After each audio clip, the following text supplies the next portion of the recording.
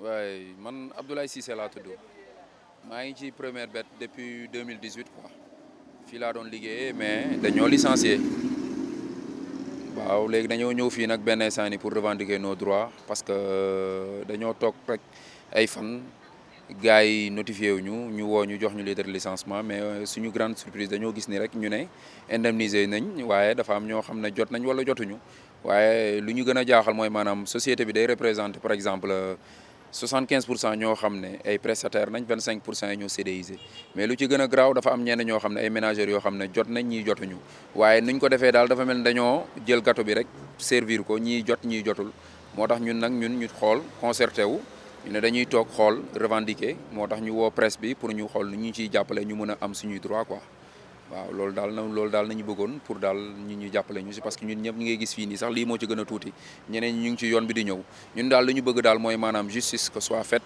affaire bi àgg ci ñu war a àgg mooy les autorités compétentes président premier ministre tout le gouvernement pour ñu xam ne fii ay ndaw nañ parce que nous étions plus de presque 800 personnes on peut dire actuellement nii mënoo ci gis kenn ñu ngi nii ci au niveau de la direction mais mënoo gis kenn depuis le 31 mënoo wax ak kenn mënoo gis kenn léegi nag moo tax ñu ne ñu xool def lii pour ñu xool yoon lu ñu may pour ñu déggaat ñu encore une fois.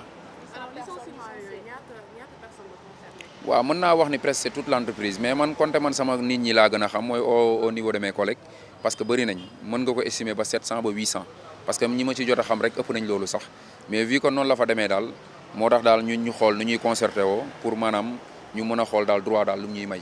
alors yan raison moo waral licenciement yi. waaw dama dégg daal ñu ne daal ñoom ci say wax ñu ne daal ñu ne ñoom problème fisc nañ am.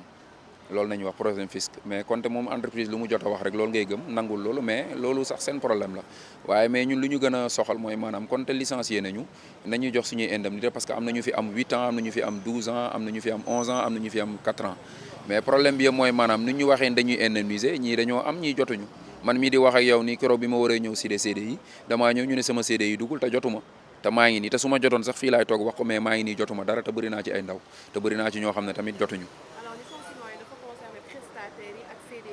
waaw parce que loolu ñëpp nañu wax ñoom ñëpp nañu wax mais maanaam ñun lu ñu gën a yéem mooy comme li mu la wax rek côté indemnisation yi maanaam dafa am ñuy jot am ñu jotul te prestataires yi ñoo ci ëpp te prestataires yi ñu ngi représenté presque 75% loolu nag loolu moo ñu jaaxal waaw. waaw pour loolu bëgg nañ ko mais leneen li tamit lu ñuy gën a bëgg tamit mooy ñu teg ko ci yoon parce que nit soo koy dàq aussi tamit d'accord naa yaay liggéey ak moom. dàq nga ko nga ne ko nii la demee d'accord naa jox nga ko lettre licenciement mais tamit na nga ko jox nampaay parce que loi yaakaar naa dafa ne wala code du travail ku def 6 mois wala une année soo ko soxlawul bàyyi ko mu dem mais automatiquement dafa war a dugg CDI te soo seetloo fii ku fi gën a ndaw am na at ñaari at man mii di wax ak yow nii am naa fi 4 ans 5 ans.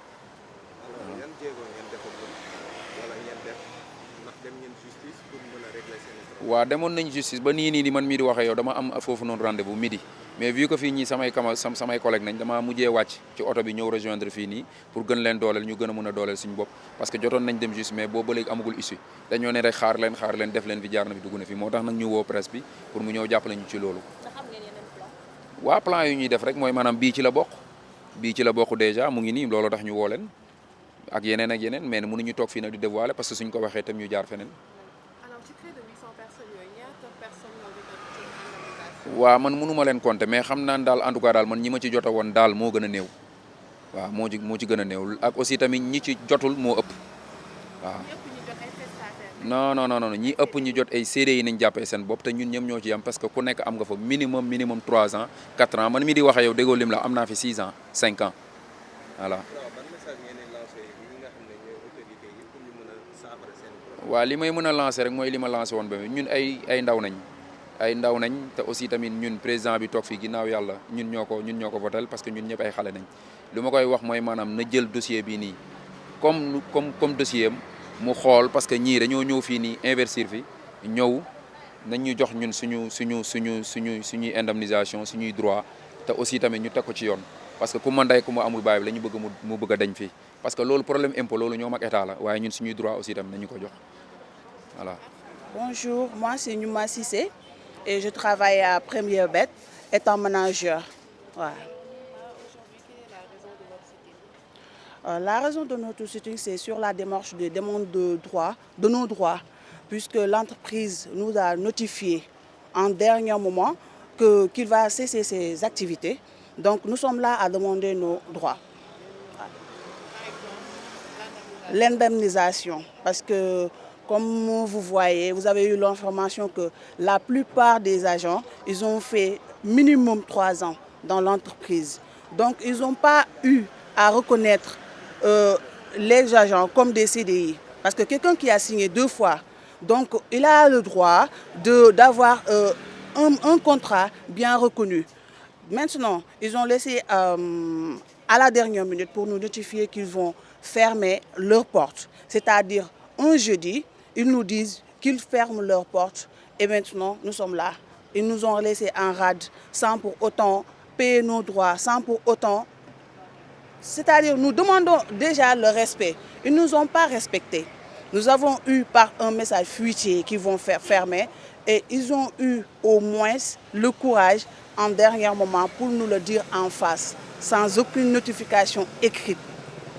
Et maintenant, nous sommes là parce que ils ont indemnisé peu de gens. C'est-à-dire, je pourrais dire même c'est 10% des employés. Parce que même si ceux qui sont CDIsés, paraît qu'il y en a d'autres qui n'ont même pas reçu leur indemnité. Et les prestataires représentent la majorité des agents. Maintenant, nous réclamons non seulement qu'ils reconnaissent les contrats de ces prestataires, de ces gens qu'ils appellent prestataires, que nous considérons des CDIsés, mais aussi de payer ceux qui ont eu à reconnaître leur CDI. Alors aujourd'hui, quel est le message que vous lancez aux autorités? Le message que je lance aux autorités, c'est-à-dire qu'ils nous aident à recevoir ce que nous demandons. Parce que le problème ne vient pas de nous, c'est entre l'État et l'entreprise. Et maintenant, si l'État demande que l'entreprise paye ses impôts et que cette entreprise prenait des impôts de nous, chaque mois, il tirait sur nos salaires des impôts. Et maintenant, l'entreprise a l'audace de nous dire en face qu'ils ne peuvent pas honorer ça. Donc le problème n'est même pas entre les agents et l'entreprise. Donc si le problème se pose ainsi, l'État doit intervenir et imposer que cette entreprise nous paye nos indemnités. Parce qu'une entreprise ne peut pas venir s'installer comme ça. Il faut l'accord de l'État. Donc, puisque c'est passé ainsi, il faut que l'État aussi intervienne. Parce que nous sommes des enfants du pays. Nous sommes des Africains. Je ne dirais pas nous sommes des Sénégalais. Nous sommes des Africains parce qu'il y a d'autres agents qui viennent d'autres pays. Donc, nous sommes des Africains, plus particulièrement la majorité sont des Sénégalais. Donc il faut que l'État intervienne et qu'impose à cette entreprise de nous payer nos indemnités. Et nous savons qu'ils peuvent le faire. Parce que c'est nous qui faisions les chiffres, c'est nous qui étions dans le terrain, c'est nous qui faisions nos versements. Nous avons honoré, nous avons fait notre devoir jusqu'à la dernière minute. Donc nous sommes là à réclamer nos droits, qui sont les indemnités. Alors vous êtes à peu près combien d'agents qui ont été envoyés au chômage? Je dirais que plus de 800 agents. Et ce n'est pas seulement Dakar, c'est même dans les régions. Donc ils ne peuvent pas venir 2 jours, 3 jours et dire que nous fermons nos portes. Alors quelles sont les actions que vous avez entreprises, notamment pour régler votre problème? Pour la justice, il y en a ceux qui sont en train de faire ces démarches. Par exemple, aujourd'hui, nous avons rencontre avec la synthèse. Et en plus de cela, nous avons fait dernièrement un sitting et nous avons fait un appel devant les médias. Nous voulons que ça soit médiatisé. Espérez-vous que vous aurez gain de cause? En tout cas, moi personnellement, j'y pense. Même si je serai seule, je demanderai mes droits parce que je connais mes droits. Le moment d'accomplir mes devoirs, je les ai accomplis. Donc ce n'est pas aujourd'hui que je vais rester les bras croisés et ne pas me battre pour mes droits. Et avez-vous d'autres stratégies pour continuer dans ce but? Bien sûr, pourquoi pas une plainte collective? Bah oui, c'est nos droits.